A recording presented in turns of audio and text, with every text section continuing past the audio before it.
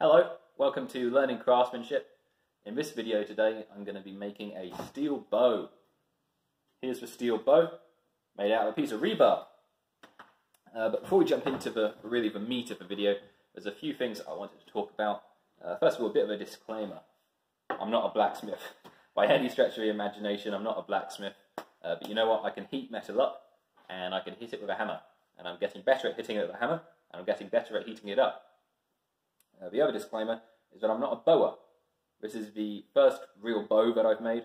I've made little wood bows before, but they don't really count. But I really enjoyed it, You know, to jump into forging, there's three things that you need. You need an anvil, you need a hammer, and you need a forge. You need the forge to heat the metal up, you need the anvil to hit the metal on, and you need the hammer to hit the metal with. For the forge, it's getting a bit more advanced. Basically, I'm using a forced air forge. So all that means that you supply some sort of fuel with a lot of oxygen.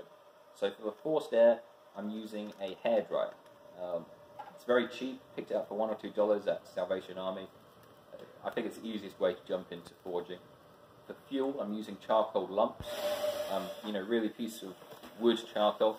That's working quite well. And for an anvil, I'm using a clamp on a tree stump. It's not the best thing in the world, but it does the job. For hammers, I'm using a nailer hammer for my more fine work and a micro, kind of a mini sledgehammer to really shift the metal around. Why am I saying all of this? Well, I really want to make the point that you can jump into forging today.